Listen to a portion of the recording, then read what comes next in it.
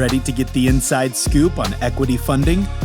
Tune in to TDJ Equity Funding Insiders Podcast for an in-depth look at what it takes to access financial capital and maximize your investments.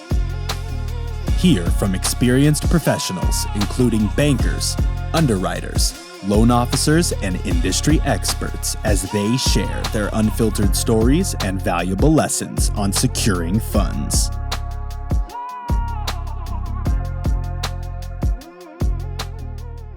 Welcome back to TDJ Equity Funding Insiders, the podcast that brings you the inside scoop of funding for your business and real estate investments. I'm your host, Jacquelyn Jackson, the loan guru extraordinaire, here to serve up a steaming plate of financial wisdom with a side of reality. Today, we have a guest. Our guest host is Victor Johnson, who is not only a real estate investor, but he's also a mentor. You know, the kind of person who can turn a dilapidated property into a money-making masterpiece, and he teaches others how to do the same. So buckle up, insiders, because we're about to dive deep into a world of real estate investing with an emphasis of funding. Welcome. Thank you, Jackie. A pleasure to be here today. I really appreciate the invite. Great. And we're glad to have you. We're looking forward for you because, like I said, our team has already been researching a lot of stuff that's going on with the real estate. As loan brokers, and some of you guys, as you know, we deal with people with real estate investing. But what we have on this show is to actually let people know what is the insides of doing it. You've been doing it. So what I want to start off with, if you could tell everybody a little bit about yourself and about your real estate journey. Absolutely. So Victor Johnson, I'm an author, I'm a speaker, but I'm also a real estate investor. My wife and I have a company called 555 Equity LLC. That's where we do all of our investing in real estate. We have started buying rental properties, single family rental properties since 2015, all over the country, San Antonio, Carrollton, Texas, Kansas City, Atlanta, and our most recent investment is in Punta Cana, Dominican Republic. We just bought that one. So we'll talk a little bit more about those. But through my journey, I had to clean up my credit. I had to get better jobs. I had to figure out how to get myself together mentally. And we were able to just go from one property to the next and be very unique in some of the ways that we acquired the funding for those. Of course, we had our own capital to get going, but sometimes you don't want to put all your money into a deal to make money, but that's kind of what I'm doing. I work for another financial institution here in the Dallas area now. So I'm helping a lot of people that look like me to start investing in real estate, whether it's first-time home buyers, luxury buyers, developers, or investors. Real estate is the key to wealth, and it's the key to legacy building. And so that is really my overarching message, whether I'm doing it through my book, my talks, interviews like this, or through my work. Okay, great. So wonderful. You're a great candidate to be on with us. All right. Because one, like I said, we're being real. It's unfiltered is what we are. So we're not all about the names just because we want the professionals or the industry experts to come in and just give us the truth of what's really behind, like, I guess the ugly part. Yeah. You know, because everybody think about the money, but I know you done been through the ugly part, right? For sure. Okay, absolutely. So with that said, on the ugly part, we're going to start off with our questions because these are questions that we actually get from our listeners. And they kind of send them in to us. And so we try to format it where you can ask those questions. So some of the questions they have basically is, for one, your experience, you've already stated to what that is. But in the process of you doing your real estate investing, let's talk on that. What are some of the best investing deals that you have seen that you think are pretty good deals right now? So for me, the more doors that it has, so if it's a duplex, triplex, fourplex, those are great deals because you have one loan for that building, but you got multiple streams of income coming in from each door. So if you're in a position where you can buy a duplex, a threeplex, a fourplex, or even go commercial into 5 and ups, that is definitely the best situation right now. Obviously, in most major metropolitans, there's going to be a shortage of inventory. So being comfortable with looking outside of your key market, maybe 50, 75 miles outside of a major city, definitely smart right now. There are lots of people who in 2020, 2021 that paid too much for properties. And during COVID. That's during COVID, okay. And because we saw accelerated appreciation rates on properties. People were like, oh, well, I'll pay $50,000 over the asking price. And now they're sitting back just, tripping because they spent too much for a property and they can't refinance it because the rates are 3 times higher than they were at that time. It's just, so sometimes you can find good deals through those motivated sellers, people that are just eager to get out of the deal and, just move on to something else. And so as an investor, you got to be keen to looking for those opportunities that come up. You might have to do a little bit more marketing to find those people, but those are good deals. And definitely the more doors that you can buy in one transaction, the more profitable it should be, assuming you do based the on other. numbers Based on the numbers. doing that one single family. Absolutely. Which I agree, because as well, we deal with investors, getting them the money. And also we're investors as well, me and my husband as well. Okay. So, but I will talk more from the money side. What I try to tell investors, whether you're new or seasoned, when you say go look for those deals, at the same time, you need to look at the economy. What is happening? Yes. Everything is not meant for you to bite at the same time. Yeah. And even though other people may not be biting, it might be your time to bite. So I think along with what you're saying is that, yes, you do need to look at those. And I think those are really the better deals, because personally, I prefer those over single family. That one house, because I look at it like this. If that tenant doesn't pay me, there you go. I ain't got no money. But if I got 4 people and one don't pay me, I still got some money. Still got it. Absolutely. So we have to kind of think of it. And another way I think that we've seen it works, if you are a person that can stay in one of the units and rent out the other, even better. That's a great way to get you in, as well. So I think that's a good way. I just told a couple that I was actually looking at buying a house. And I think that's great. But I said, it's just you and your little girl. Why won't you all just get a duplex or fourplex there you go. and rent the rest out? She was like, yeah. Wow. Yeah. And that's what she's doing. So because even with traditional lending, you can still get FHA loans, 3.5% down, because you're going to be living in the house, but you're buying owner occupied. If you owner occupying, right? So you got that. If you're a veteran out there, that person can take advantage of less money at the closing table, zero down payment, and they just pay their closing costs. They're tax free, but you're tax free on a fourplex instead of a single house. So that's what I've been telling people. At the same and it's time. giving you tons more income. It's covering all your payments. You don't even have to let the people know that you're the owner of the house. You know what I mean? You can, we'll talk about it on another show. That's another one. But you're right. Exactly. But that's the way to go, I would say. And that's what I'm saying. And that's why I wanted to bring you in, because a lot of stuff that people are seeing now is what's on the internet, what YouTube, somebody's selling you to be this, somebody's selling you to that. But what I realized is that my listener would like to know, can somebody just tell us what's going on so we can have an idea of what we're dealing with? And that's where I said,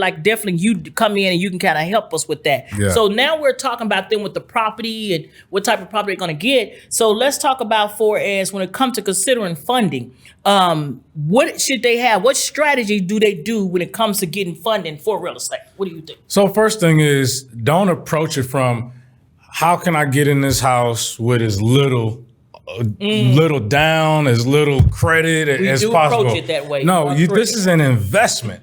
So you're already going to miss out on some of the advantages of you living in that house. Like, you got to bring more to the table, usually 20-25% equity or money that you have to bring as a down payment, because this is a commercial property now, because you're an investor. So having enough bread to bring to the table, and they typically want to see reserves, which is the amount of what that payment's going to be times about 6 months. You need to have that available. You still got to do property management. You still may have renovations that you want to do. So have enough money, first of all. Don't try to just, there's people out there online that you see, well, you can get a house with no money down. Man, those days are gone, man. For people to say that and then people to believe that, they're like, well, I'm looking for something I can do with no down payment. Right. You can live out there on that street right there. And honestly, you're not ready. You know what I mean? Mentally, there's a whole transition that happens for you to get that money together to even buy. So there's that. The credit piece is important.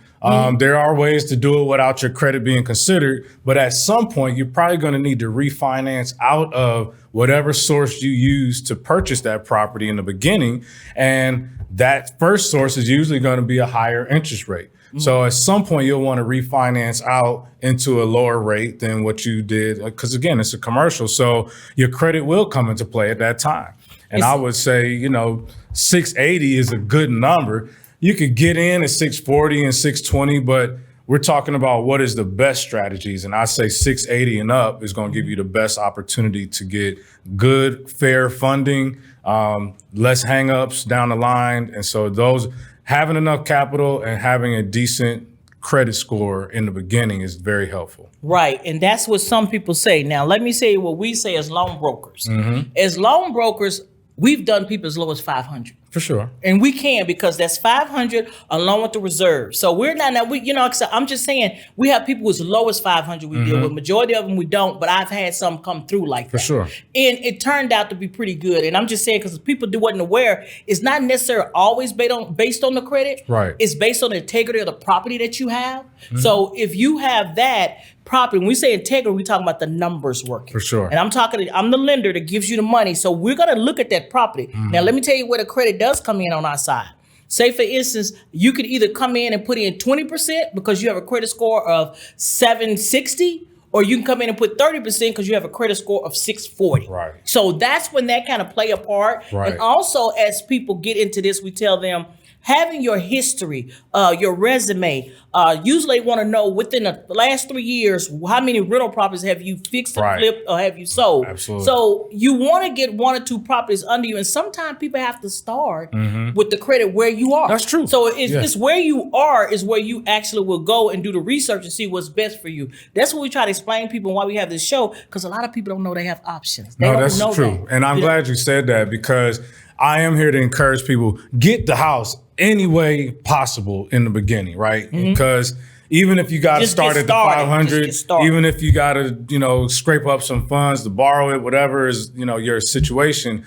But at some point, you do want to take care of that credit piece, because the insurance is going to be different for you. You're going to pay more on insurance. You may have different, especially if you're going in the strategy we talked about where you're an owner occupant, then now you're talking about mortgage insurance rates and stuff. Like, so the credit plays so much more than just the actual financing of the money that you're looking for. But those will be pieces that, so my first rental property we bought in San Antonio. I was living in Austin. We bought it in San Antonio. The house was $75,000. We were gonna put another $15,000 into it, so we'd be about $90,000 into that deal. And the plan was I used hard money to get that deal done, because I was gonna need the rehab going. I only had about $10,000 in cash, and we put that down to close on the property and towards our initial draw for the rehab. Right. And then the plan was, within 30 days, all that'll be done. I have a tenant in place and go refinance that house. Right. Well, my credit score was like 648. I needed to be at like 650 or something. And so I had to wait to get the refinance done. So what that meant was my monthly payment to my hard money lender was about $1,300 a month. Well, that's what I was collecting in rent. So I got zero cash flow out the gate. 6 months in, when my score was better and I had my income solid, I refinanced, my cash flow went to like $400 a month. So from a numbers perspective, they did make a difference for my credit to be better. And that, because I did the buy and hold strategy, buying it and then refinancing it down the line. And so what I want to say too, and this thing is like you and I, we're going through is unfiltered is real, so we can have this discussion. And not necessarily we're going to agree on everything. For sure. What I'm going to say from the loan broker, since we deal with giving money, we have it where like, what I have to explain to people is that it's a commercial deal, but like you had mentioned that, that credit going to affect the commercial insurance, not necessarily on a commercial deal. True. Gotcha. Okay? Okay. Understand, let's say what's business, because a business commercial, because people don't understand. If you get a residential property that's non-owner occupied, non-owner, Yeah, that's you're not the going to key. live there. Non-owner, right. That is a business all day. Yeah. I got a call from one of my clients that I've done some stuff with before for his business lending, but he wanted to refinance a house that was that was basically in North Carolina. Okay. Well, the thing is, he called me. He said, I called my mortgage company. It was his mother's house. Okay. And I called him and said we wanted to refinance so I can cash out. Him and hers on it. He said, they told me they need a utility bill. He said, what kind of stuff is that? I said, well, they do need a utility bill because you're refinancing that home as if you live there. As an individual. But you have a rental there because you just told them, they asked you where you live and you said, I live in Kentucky. So they're like, well, That must be rental. it's a rental property. He kept saying, no, it's not, but it is. So I think this is even my first time Yeah, forced good. loan landlords, because Yeah. some people are forced to be For a sure. landlord. Oh yeah. So yeah. in his case, he was because he brought his mother to him. Understood. And so he had to put somebody in it. So you have to understand, once it's a non-owner occupied resident, you have someone in there, that's no longer residential business. That is commercial. Right. So you have to, Sure. you should change your insurance to reflect that. Yes. Okay. Make sure your mortgage company big difference. is right. Is understanding what you're doing, because last thing you want to do, we've seen it. You want to file a claim as a residential and it was a commercial, you're going to have a problem. Yeah. And that's what people don't realize. Like, why are they doing it? Because you can't. So we want to make sure people understand non-owner occupied, if you do not live there anywhere, it is considered commercial all the way. No, That's absolutely. why I want to make sure. I'm glad we clarified. We clarify that. Yeah, so absolutely. I think that is something good to know when you're saying that with the funding. So we do. So understanding, let's look at the real estate investment opportunities that you've seen. Like you said, you think was really good is that they do the doors. And I like that. I had never thought of if the more doors you can buy, the more you doors. can. Absolutely. But let me ask you this. But compared to the single family, you said that I'd rather go here. We know what sounds good to go with this, more money and everything in that case. What is the downside of me going there? To single family?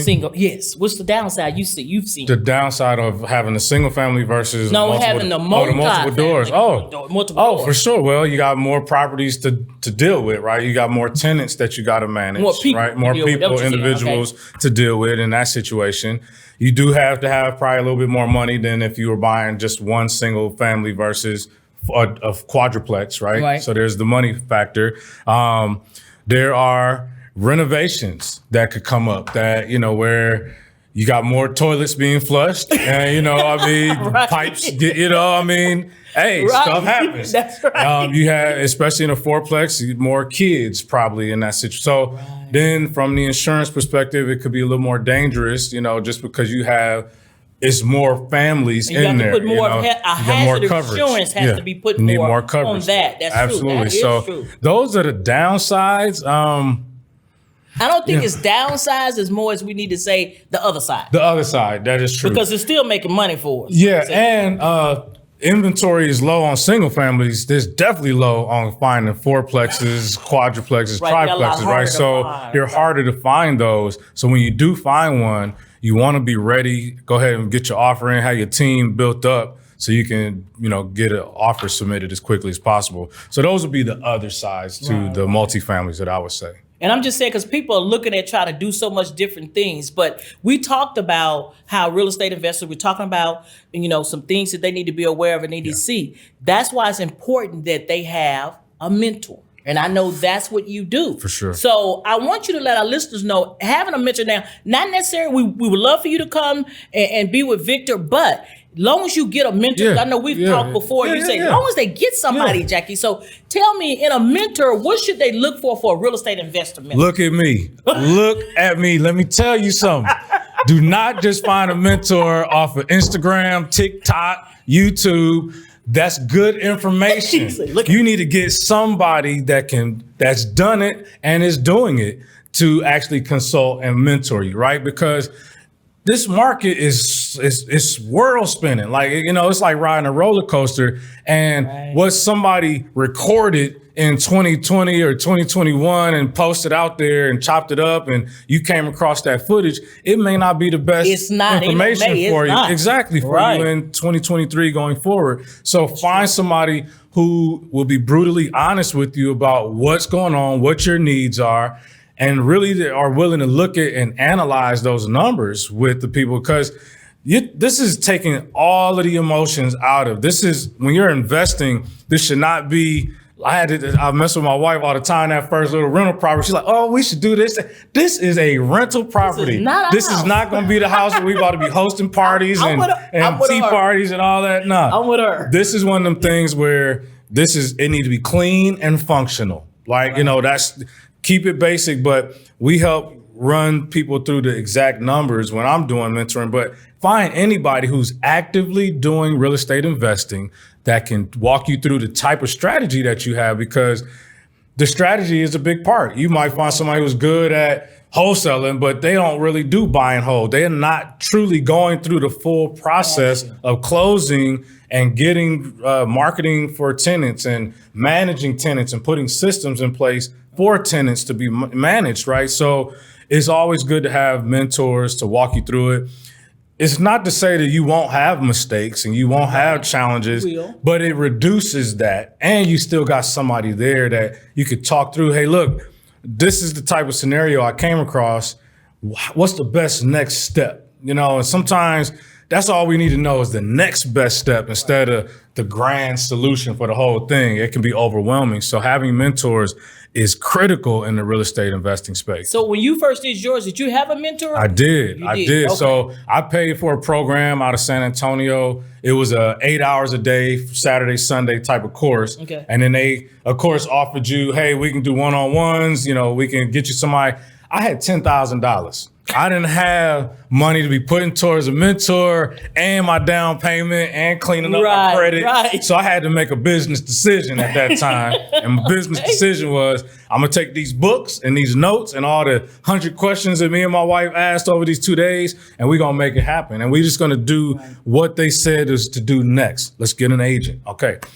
I was fortunate that the agent was also an investor, him and his wife. And then let me say that, not to break you off. Mm-hmm. When you, and we're talking about real estate investors, when you get an agent, get someone that has a proven track record for a real estate investor. They may say it, but how you know is based on the conversation they have with you. Oh, you want to take 2 minutes. Yeah. So if you don't mind, let's talk a little bit with that real estate agent. What do they need to look for? Because a lot of people have a misconception of what Absolutely. So in a typical agent, they're looking for what's the best school districts, what's the best, schematics of the house, and they're still running numbers for you. With the investor-minded agent, they're helping me find areas that are developing, so I'm able to still buy it at a kind of somewhat wholesale price. Big difference. And I know that within a 2-3 year window, that property is going to be valued at a much higher price, right? I'm able to talk to them about the different financing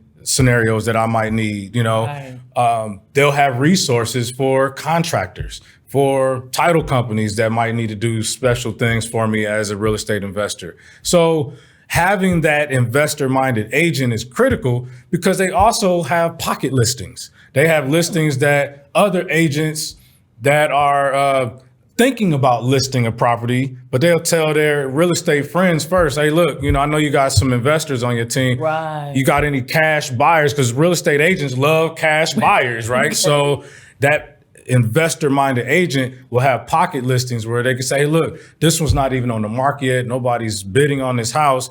It came across me through a realtor friend of mine. You might want to look at it, and they can go through those numbers with me as an investor and not just as a retail buyer. Right. It's really critical. A good point. And that's a good point because, like I said, on the end, they come to us, they need the money. Mm-hmm. But, it's about having that resource. Therefore, you're having those connections or that team. That's, I guess, the team, you gotta right? build your team. Yes, your team that you need to have. And that's where we know mentorship is where someone can direct you how to develop your own team. Mm-hmm. And like you said, if they're missing certain parts that you need, then don't make them your mentors.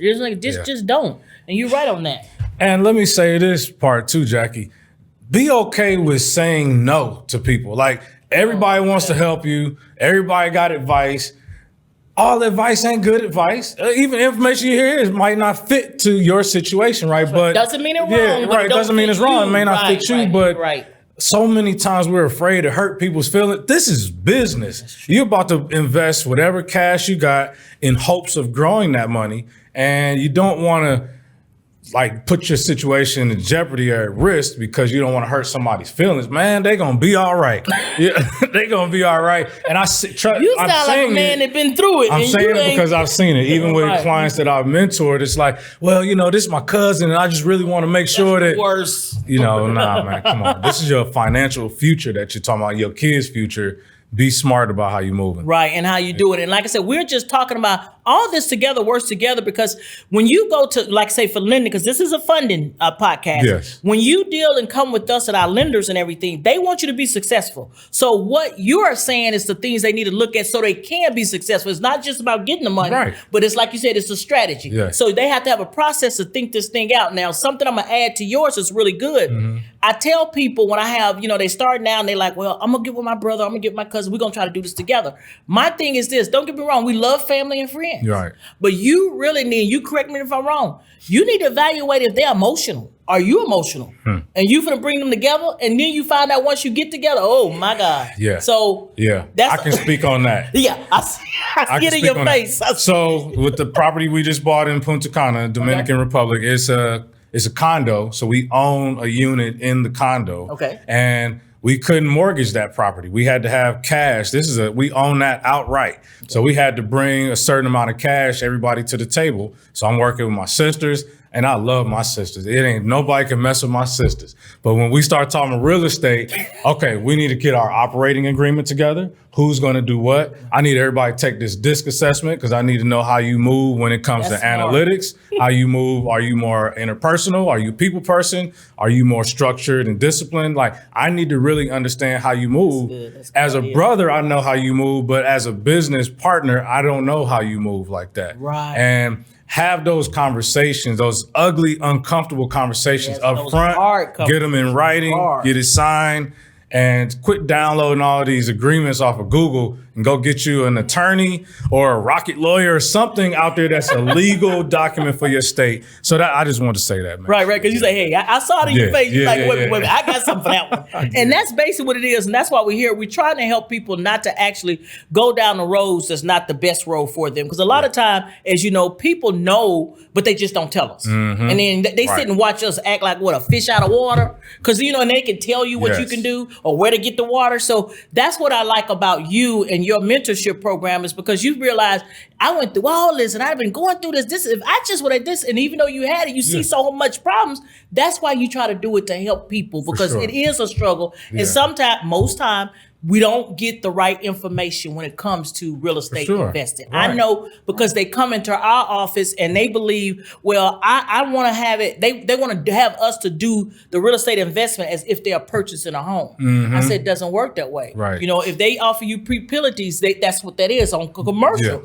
Where the FHA and all those loans don't allow certain stuff, for that occupied. I say, so it's not the same. And they really believe in their heart. They know how this is supposed to work. It's not going to work. Yeah. We're going to tell you what you got to do, step 1, 2, 3, 4 to get this money. And it's no deviating, and you can't try to get around it. And Right. fix it. It is what it is. Yeah. They try to get around it and say, hey, I can do this a better where I want to go. So I think that's good. Like I said, we're being real because we've been there. Yeah. And that's what you're showing them. Yes. We want them. I also want everybody to be able to get in touch with you if they want to contact you. So definitely say your website, and we're going to put it on our video as well. So let everybody know what your website is. So you can visit my website at bethevictor.us, BETHEVICTOR.us, not .com, .us, Be the Victor. You'll see my programs out there. My coaching link is on there, and all that. That is available there. What I want to say also is, I love when people connect to me on LinkedIn, Victor V. Johnson on LinkedIn. Okay. That's my favorite social platform. But back to kind of that mentoring thing, don't learn how to do this through 30-second reels. Like, don't learn how to do this by compilation. You mean that don't work? I mean, I can learn everything in 30 seconds. Come on, man. You know what I mean? Like, people be sending me stuff. Oh, look, this is all I got to do right here. It's like, man, listen. Listen, so get you somebody there. And this is a great show. I love this because you're giving them real information. We're not cookie cutting anything. Like, every situation is unique. You can start out with a strategy, but once you get in it, that situation gonna be completely different than maybe how mine was or how yours was. So be open to that. And that's the key, is to continue learning. And like, even the realtor that I said, they were investors. So they were able to mentor me and my wife, but our information learning didn't stop there. We were going to, there was another group of couples that were doing these buy and holds. And so what they were doing is they would buy an ugly house and they say, hey, come on out Sunday at 2:00. We want everybody's ideas about how we should restructure this house and what you think it would cost. And that was such a learning for us because we were all new except for the couple that was inviting us out. And it was like, wow, I'm thinking, oh yeah, we can just do this, take this wall down, do that. I didn't know anything about getting, permits and all that kind of rehab process. So just be open to learning from all different, including that little reel, but don't let that be your only source of information. So, I think that's good. I think I'm glad you came out today. And like I said, I like your honesty. Yeah. You're transparent. You're like, look, I'm going to tell them how you told me. I'm going to tell them like it is now. You put me on there because it ain't pretty. Nah. You do well with it, but I think that's what we need to hear, that it is going to take some work. It is going to take you involving some other people. And like I tell people, you're going to have to pay somebody to work with you. Right. If you can't just take it and do it from the days of doing stuff from the hip. We used to start businesses from the hip. And we did. Not the hip. The days, but the days of actually doing business from the hip, you can't do that no longer. The mistakes is going to be so much money and time. Yeah. So you really have to have that, I say, professional help. And I consider your mentorship. Yes. You've done it. That's why I said they got people to come to me. So my uncle said, so how many real estate investments do y'all have? Oh, he just got his house. Right. Oh, and the way things are done today are different than how, I know plenty of guys that own probably 20, 30 different rental properties. But those houses, half of them they inherited. Another couple they was able to buy for $10,000 back in 1975. So the financing piece of it was not even something that they had to deal with. You know what I mean? I tell people, we tell them from week to week, I tell people stuff changed. Yeah. I say, now I'm gonna tell you this now, but I'll tell you this, it might be something next week. And I'm just because of our economy and what's going on. Right. And as real estate investors, like you and I was talking about, you really have to get into knowing what's happening when you start getting into that real estate. Yeah. It takes some time to research, but the good thing is having a mentor like yourself where you can. And then of course, what you do with them makes it easy when they come to me. We're prepared that we can do the loan form and get it in there based on whatever their situations and stuff are. So I think this was excellent. Is there anything that you would like to tell our listeners for the last thing for the day? Think big. Think big. Don't limit yourself, your goals based on what you see right in front of you now. Because we took one house and 8 years later, we had 8 rental properties and, a bunch of other benefits from being real estate owners. Be structured. You get a system in place that you can rely upon because we don't fall to our emotion. We fall because our systems are not in place. Like if you don't have a system for how you're going to handle things. And then the third piece is the team. Build a team around you. Get an insurance expert. Get your contracting expert, get your banking funding expert, get your mentor, build your team so that you're not the only one that has information. When you're only talking to yourself or other people you're the smartest one, you're not learning, you're not growing. And so I really want to encourage people out there, think really big, and you can turn this into a huge legacy for your family. But don't get caught up in, all I got here now is just get that first one going. And I'm telling you, it starts steamrolling. You get tremendous benefits. And so those would be my little 3 takeaways, I guess. Takeaway from what that has been excellent. Again, thank you. Thank you. I appreciate you having me here for today. being here. Yeah. And I would like, if you would like this information about funding and would like to be notified of our newest podcast drops, then please subscribe to TDJ Equity Funding Insiders on your favorite podcast platform. And you can subscribe to our YouTube channel, TDJ Equity Funding Strategies. Until next time, thank you and take care. We hope you enjoyed this episode of TDJ Equity Funding Insiders Podcast.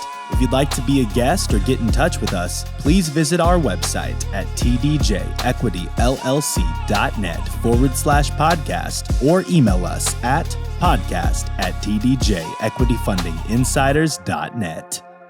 Until next time, take care.